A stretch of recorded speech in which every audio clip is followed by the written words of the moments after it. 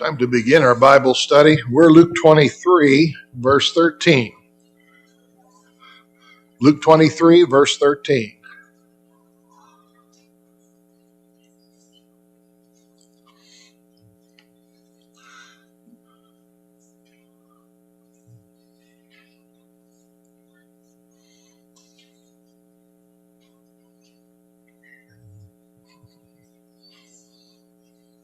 Before we begin, let's bow our heads in a word of opening prayer.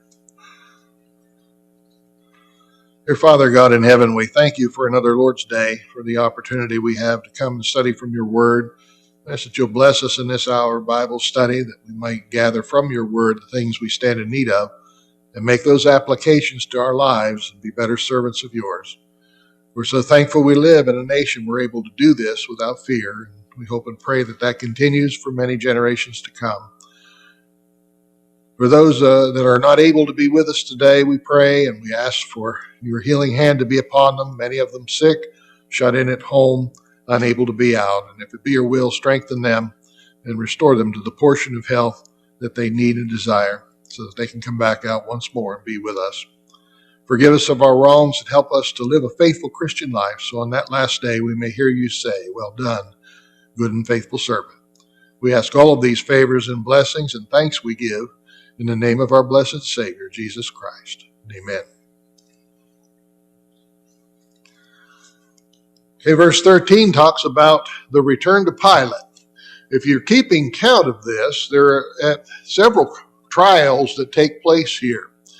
And they're all shams, really, because each and every one of them were conducted either illegally or Jesus was found to be innocent, or nothing was ever proven.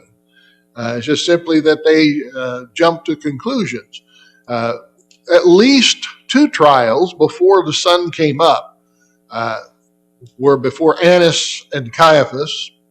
And if you want to call those trials, or if they were informal, whatever it might have been, or maybe to badger him, or maybe because they were just so angry they just wanted to take things out on him, I'm not sure what you would even call those. And then after the sun comes up, they called the Sanhedrin together. And again, when they ask him if he's the Son of God, and he says, "You say that I am," or Mark's account, where he just plainly says, "I am," someone says, "Well, what did he say?" Well, he said that he is the Son of God, one way or the other, whatever words were used here. If he said, "You say that I am," then according to the colloquialisms of the day, that's the same as saying, "I am," and agreeing with that. And the conclusion was from the high priest that what further need do we have of witnesses? He's confessed. He is a blasphemer. We've all heard it. We all know this now. And so that's not legal either.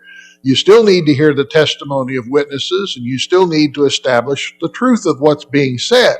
But they were not concerned about that. So at least two, and you could even say three, if going before Annas, then Caiaphas, and then the Sanhedrin, and then to Pilate. As soon as the Sanhedrin met with him, it was just a formality. They'd already decided and convicted him already. And then they take him to Pilate. What does Pilate find in his first appearance before Pilate? Is he guilty? "I find no fault in this man." And they said, "Yeah, well, he's stirring up trouble all the way from Galilee." "Oh, he's from Galilee."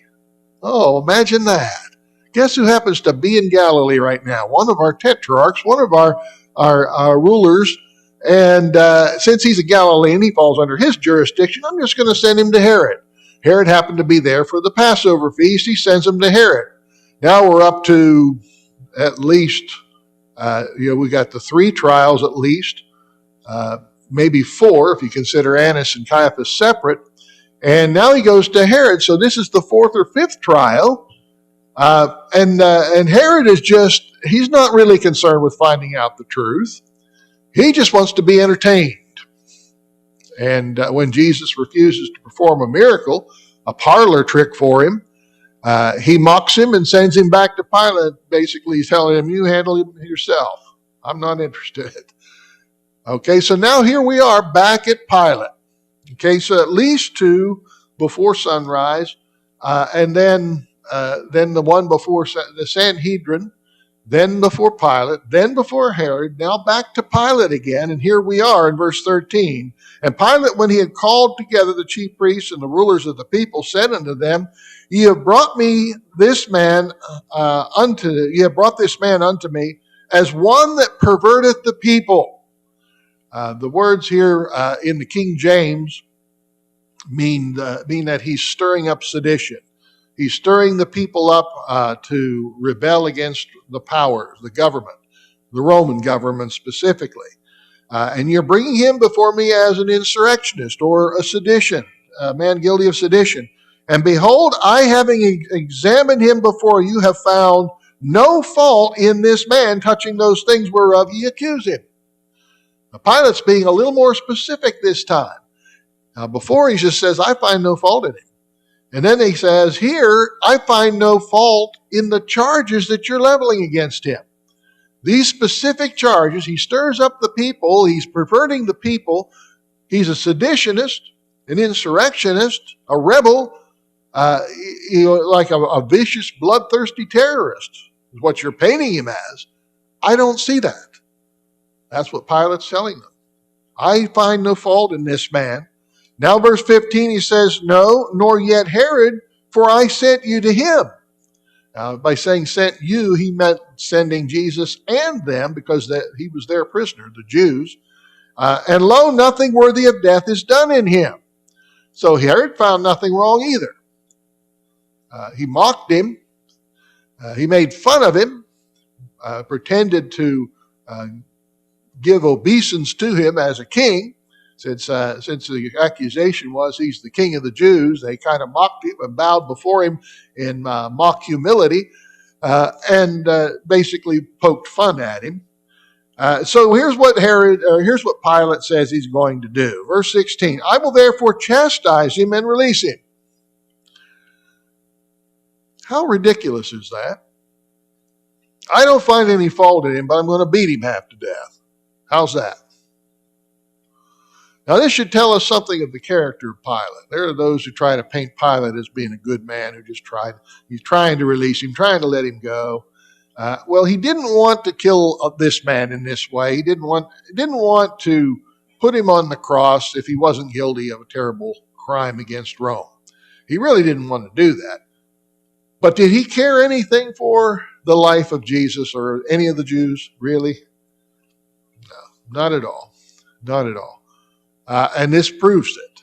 In my opinion, this proves the kind of character Pilate was. Pilate was vicious, brutal, cruel. A lot of other adjectives we could find probably that would suit him. But to say that I find no fault in this man, he's innocent, but I'm going to beat him half to death just to please you vultures. Think about that. Now, if that doesn't convince you, say, well, okay, he's going to get a little bit of a beating and then they're going to let him go. Consider the Roman scourging. The Roman scourging, a lot of people didn't even make it to the cross. Some people died of the scourging. And it was not just a whip of leather thongs across the back that would put stripes on your back and be uncomfortable for a while. I'm sure that would be painful enough. But the Roman soldiers would put bits of bone and stone and glass and whatever else they could find in the end of it. And there would be two of them, generally speaking. One would go to the one side and pull. It wouldn't be just a slap of the thong on the back, but it would be a beating and then a pull that would just rake across the flesh of the back. And then the other soldier would get the next one from the other side and rake it the other way. So it would be just raking the back and forth as he's tied to a post. This was vicious. This was vicious. And a lot of times we point out, well, he had the 39 lashes. Well, that was really limited to the Jews. The Romans really weren't limited to 39. They could have gone as many as they wanted to. But oftentimes we consider 39 lashes like that. The Romans could have done whatever they wanted. But they beat him to the point where he he was so weakened, he wasn't even able to carry the beam of his cross up to Calvary later on. And so because of this, it was because of this scourging. And this all came after Pilate says, I find no fault in him. I think he's an innocent man. You don't beat an innocent man, do you? Pilate did. He beat him. And then he said, I will therefore chastise him and release him. I will release him. First of all, he should have released him anyway, without the chastisement, and regardless of what they wanted. But he says, I'm going to release him because of necessity. Verse 17, he must release one unto them at the feast. Okay, what does this mean? Was that the law? I think if we go to the book of John, it explains it a little bit more. John 18, verse 39 says, but ye have a custom that I should release to you one at the Passover. Okay, this is a custom that has become, a yearly tradition, and it's expected. The people expect it, and so because of this, Pilate, to show concession to them and to try to keep the peace, is going to release one prisoner to them every year. Well, here's a good candidate to be released. I find no fault in him anyway. Let's just turn this guy loose. Pilate doesn't care anything for him. It's just that this is the custom. And more than anything, Pilate's mission, his job, his duty is to keep the peace in Judea. That's no small task. They don't want the Romans there at all. They don't consider themselves to be subjugated to the Romans, even though they are. They even tell Jesus, we've never been in bondage to any man. We are children of Abraham. We're never in bondage. We were never in bondage to any man. Wow. Talk about not seeing the forest for the trees. They were in bondage to Rome. They'd come out of bondage in Babylon, 500 years earlier. And, they've been in bondage to sin for a long time, you see. But they are in bondage, aren't they? And they just don't recognize it. They don't realize it. But at any rate, he's going to release one to them at the feast. Again, not a law, but their custom made it such. And they cried out all at once, saying, away with this man, and release unto us Barabbas. All right, Matthew's account explains further who Barabbas is. Verse 19 gives us a little bit of a background on him. Matthew's account's a little more full at this point, but Barabbas is not a very good man, not a very nice man. Here's a man who deserves to die on the cross. And he's probably the one that would be on the cross, except for the fact that he's going to be released, and Jesus is going to take his place on the cross. It's also true that they all cried out all at once, away with him. What does it mean, away with this man? What does that mean? What's that? Crucify him. Same thing as being crucified. The idea of away with him is this man is not fit to live. He needs to be taken out of the world, out of our way, out of our sight. We want to just wash our hands of him completely, which is what Pilate's going to do here in just a little bit. But away with this man. It doesn't mean just get him out of our sight. We want him put to death. There's nothing but pure hatred, no reason. It's just that they hate him. They want him killed.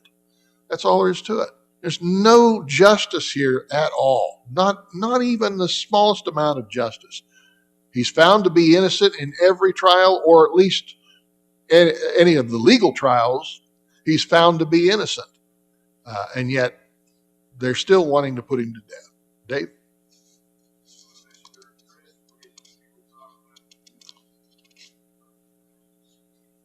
Right. For envy. Yeah, that's the reason that Pilate gives. Again, in Matthew's account, it's a little more detailed. He wanted to release him because he knew that for envy they had delivered him up. They envied him. Why did they envy Jesus?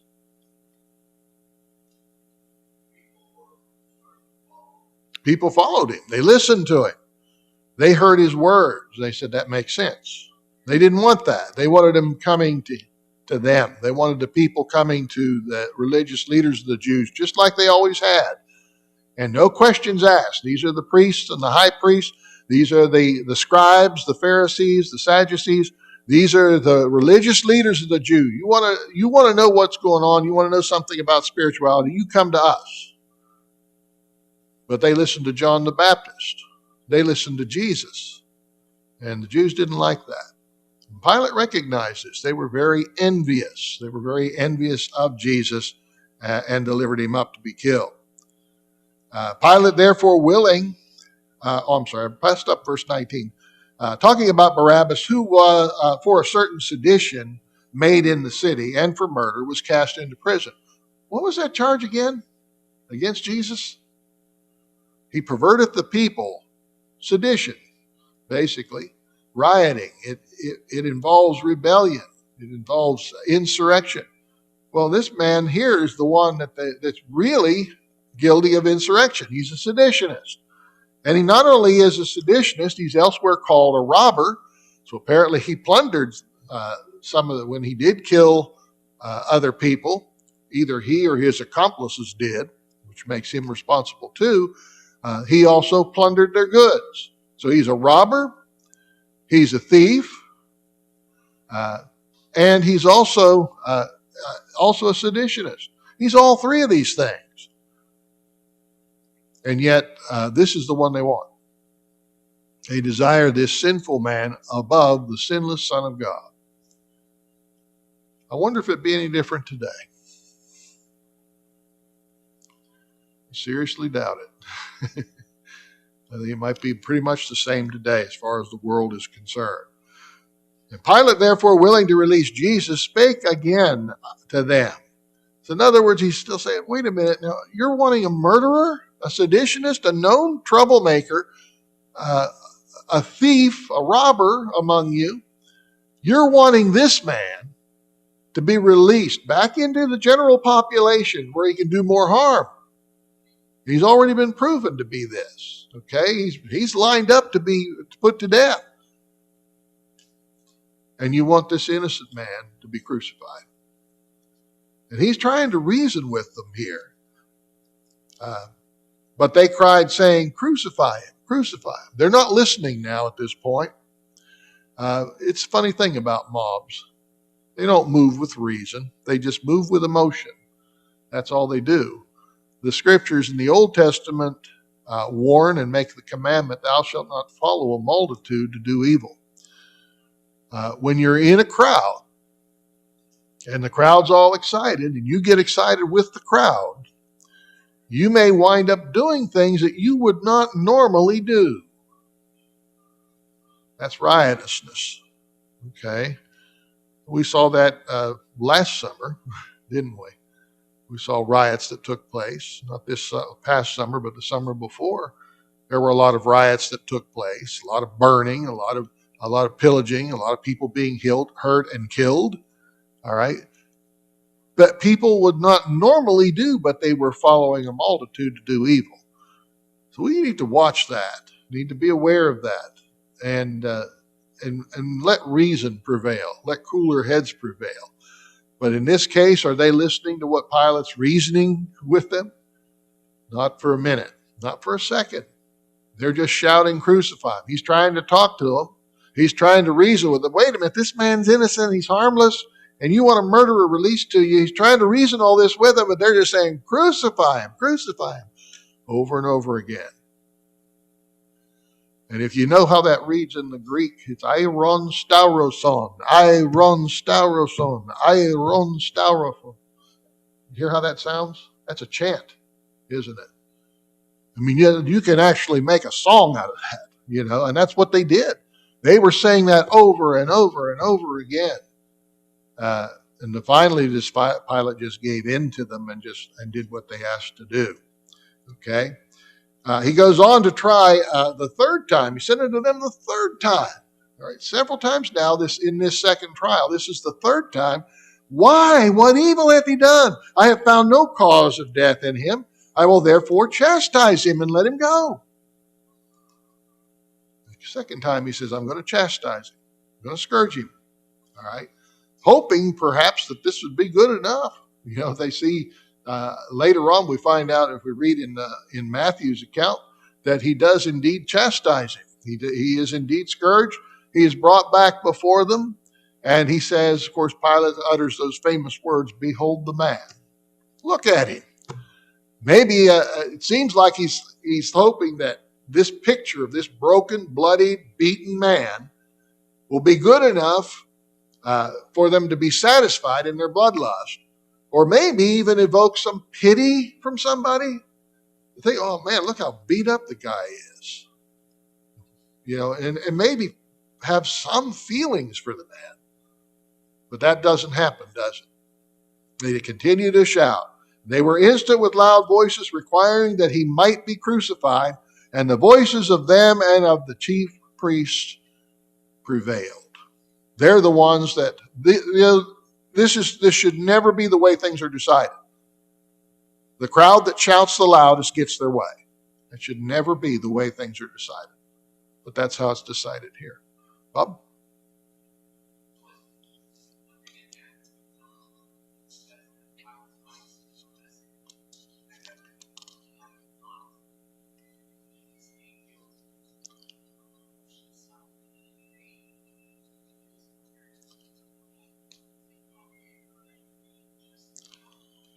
I believe so. I believe so. Right. And I do believe, since that was recorded in Scripture, I do believe that God sent that dream to Pilate's wife. You say, well, wait a minute, that would be pagan. That's kind of a pagan thing. Well, there's some other things that were pagan too that God allowed to work, like the wise man seeing the star and coming. That was Zoroastrianism, pretty much. That's paganism. You say, well, God allowed that to work. Well, why would he do such? I don't know, but he did. Why did he allow the woman of Endor to conjure up Samuel? And remember, when Samuel appears, she screams. First time probably in her whole life that she actually conjured up a spirit. All right. She had the reputation of doing this, but this is the first time it actually worked. And she's as surprised as everyone else is. Okay? God does that sometimes. He allows that to go through for his own purposes. And I do believe that he did send that dream to Pilate's wife.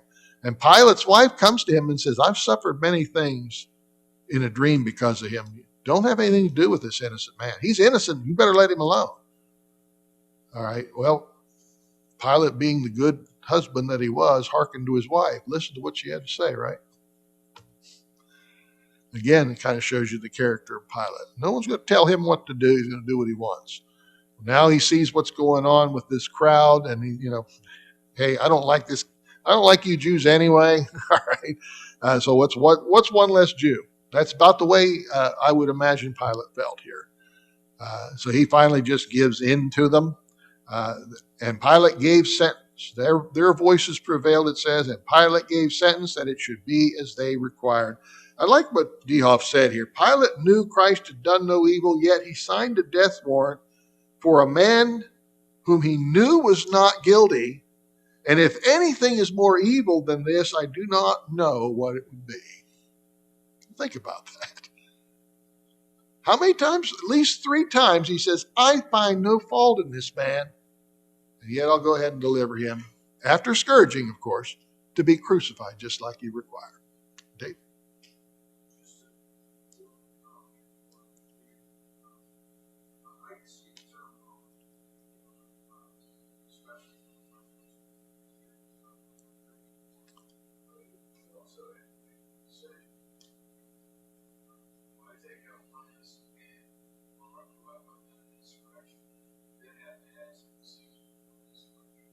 Mm-hmm.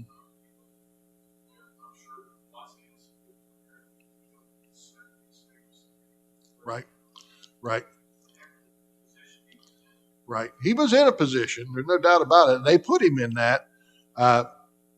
And either way he rolls on this decision, he's going to be in trouble, no matter what he does. And I understand that. And I'll go that far in Pilate's favor, is that whatever decision he makes, it's going to be tough. whatever decision it is. The idea of, well, if I put one innocent man down and it stops this rioting, maybe that's the best course of action. Okay? And that may be what he was thinking. On the other hand, knowing a man is innocent and prescribing a death sentence, you see that, it just it just doesn't wash, does it, in our system?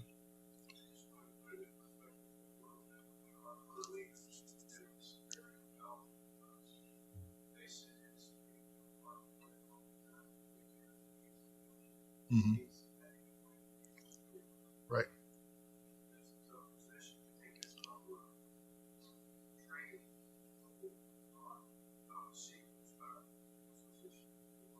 Mm-hmm.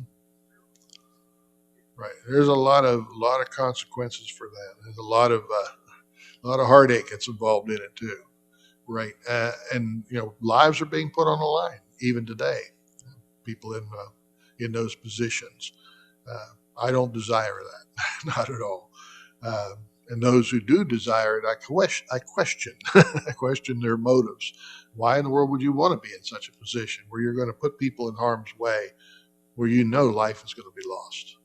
Good people that are just simply defending their nation, defending their country.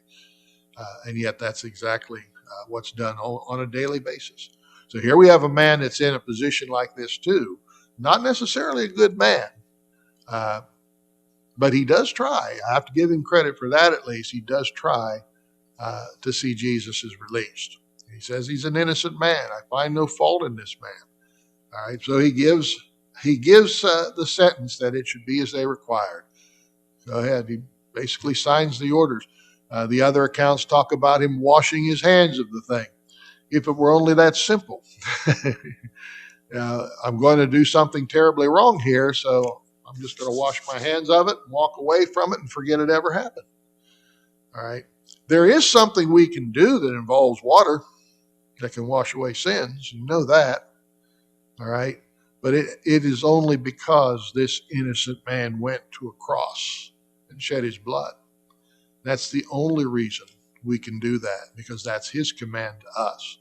Pilate washed his hands, but we can have our bodies washed with pure water, and obey the gospel. If we'll do that, we can have the forgiveness of our sins. Okay, in verse 25, and he released unto them him that for sedition and murder was cast into prison, whom they desired, but he delivered Jesus to their will. Again, they desired a murderer and a seditionist. That's the one they wanted. And the innocent man went to the cross. And as they led him away, they laid hold upon one Simon, a Cyrenian, coming out of the country, and on him they laid the cross that he might bear it after Jesus. Jesus, we know from Matthew's account and others, that Jesus carried the beam of his cross. Now, unlike many of the Renaissance paintings depicted, and a lot of the modern day movies that Hollywood, of course, is selling movies. They're trying to entertain. But generally speaking, it's probably not true that he carried the entire cross. It's probably true that he carried the cross beam for it and was nailed to that, and then that was hoisted up on top of a pole. Sometimes there were several different kinds of crosses that were used. What they call the Tau cross, which is basically, Tau is the Greek letter for T. We have a T as well, and it's basically they set it on top of that post and fastened it that way without something coming up to the top. Jesus' cross was most likely not a Tau cross. It was one that fastened to the side, because there was also a sign that was put on the top of that cross to describe his crimes, what he had done wrong. They generally did this for the worst of criminals. Now, in other words, you do these things, this is what's going to happen to you. And we're going to read about that here in just a little bit, about what was written on that sign that went to the top of the cross. But Simon is an interesting character here. We don't know a whole lot about him, but there are some things mentioned that we sometimes don't realize in the scriptures. Who this Simon, who was a Cyrenian. Whether or not he ever became a member of the church is unclear, but it certainly seems that his family did, and possibly he did as well. It appears that two of his sons are mentioned in Mark chapter 15 and verse 21. He had sons named Alexander and Rufus. And later they were distinguished members of the church in Rome. And at Rome, Simon's widow, apparently Simon dies before this point in time, who is the mother of Rufus, is a friend of a dear close associate with the Apostle Paul, Romans 16 and verse 13. So there is more background on Simon. We don't know a whole lot else about him. Possibly because of his association with Jesus, and maybe people talking to him later on, or maybe he even had heard Jesus preach before. We don't know. But he becomes, his family at least, becomes faithful members of the church. It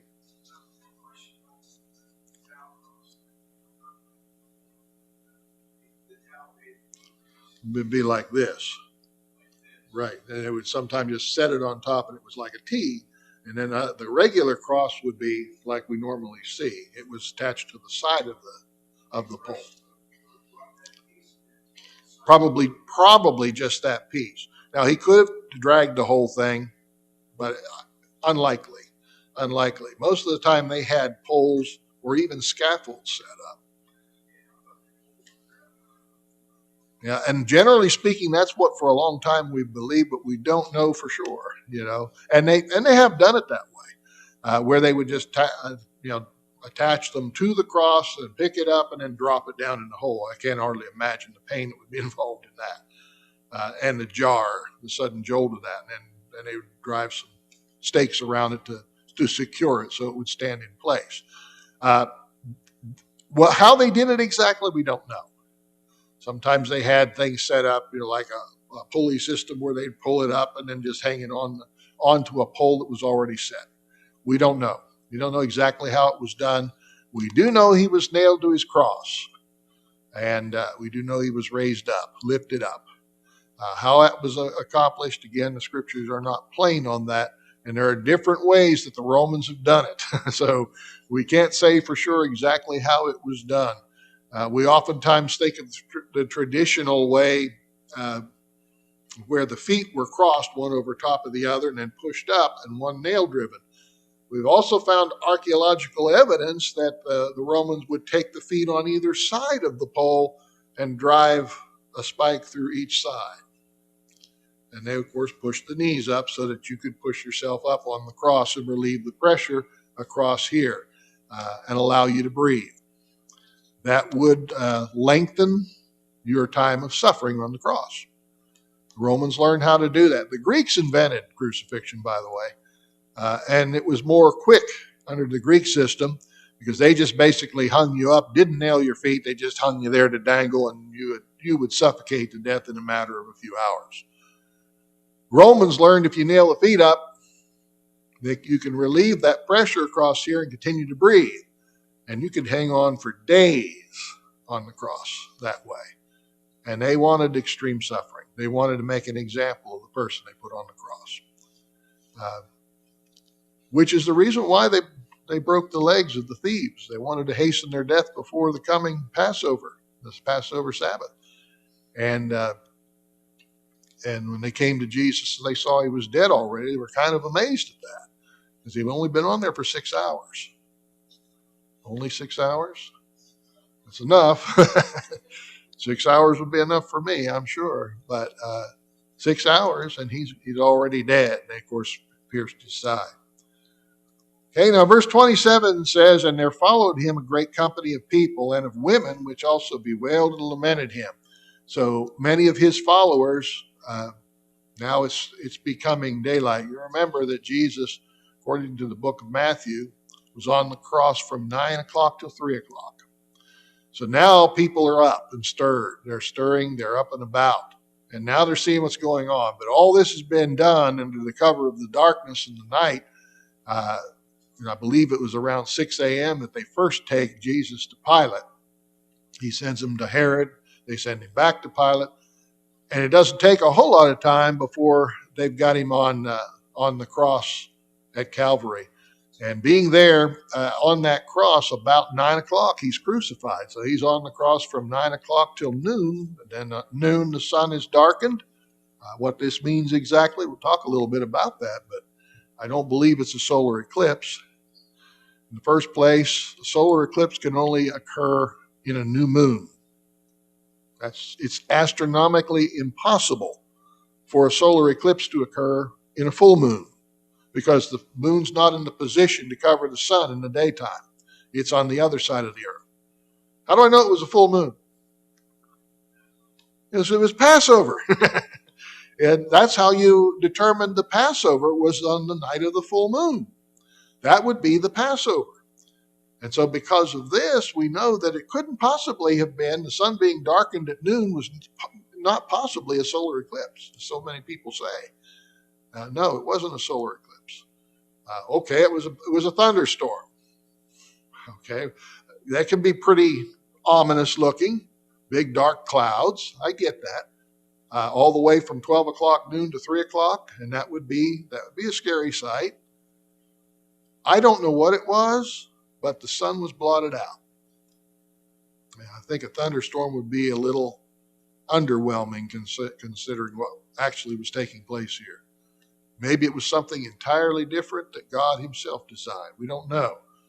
But during that time, the sun was darkened until Jesus dies on the cross. Bob?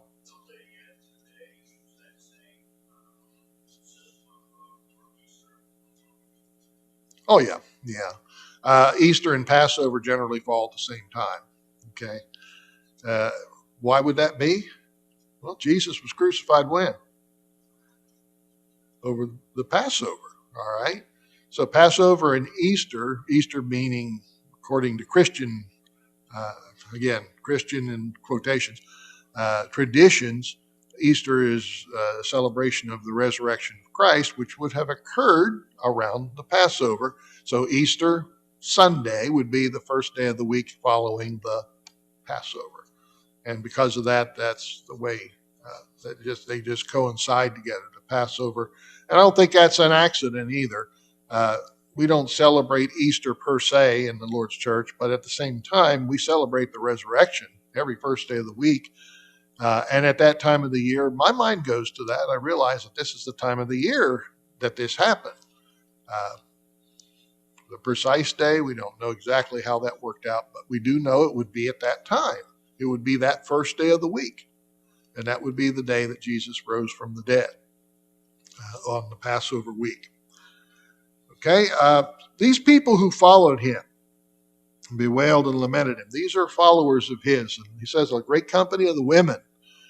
So Jesus, when he taught, he appealed to everybody. It wasn't just to the men, but the women also. Okay, so Jesus appealed to them, gave them hope as well in his teaching. But Jesus, turning unto them, said, Daughters of Jerusalem, weep not for me, but weep for yourselves and for your children. Even now, Jesus suffering a scourging, carrying the instrument of his own crucifixion, part of the way at least, until they compel Simon to carry it the rest of the way. And he's still more concerned about those people who are mourning his fate than he is himself. And this is the thing about Jesus that stands out so much. He could have called a halt to this, couldn't he? Could have stopped it, but he didn't. Now, you might say, well, he can't do that because if he does that, then the church can't be made, can't be built. And without the church, we can't be saved. So he can't do that. Yes, if that's what he wants to do, he can't do that. But it's only because he wanted to do that. Otherwise, he could have said, enough of this. These people don't deserve it. Would he have been within his rights to say that? He could have. He could have said that. Fortunately for you and I, he didn't say that. And he went through with all of this. Okay? And he continues to describe that, behold, the days are coming in which they shall say, blessed are the barren, and the wombs that never bear, and the paps which never gave suck. Talking about women, again, appealing to the women, the wombs that are barren.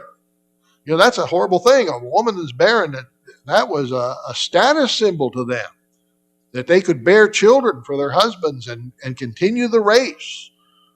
That was a status symbol for them. It is somewhat today for women as well, to bear children, to continue on the next generation. Okay, that's an honor, and it is. All right, but if a woman is barren and can't bear children, I don't consider that woman dishonorable today. I really don't. She can just have to, if she's just simply unable to do that, to have to find another means of fulfillment. But, your heart has to go out to a woman that's suffering that. It has to go out to them. But Jesus here says, blessed or happier are the women who are barren, because there's a time that's coming. It's not going to be a good time for mothers and children. The wombs that never bear, the paps that never gave suck, the nursing mother. That's generally a tender, loving scene, isn't it? The mother nursing a child. And Jesus said this is not going to be the case at some point. So he says, weep not for me, weep for yourselves. There's a time coming when this is not going to be a good thing. That should be a good and happy time for a young mother. Jesus says this is not going to be the case. Then he says, shall they say, or begin to say, to the mountains, fall on us, and to the hills, cover us.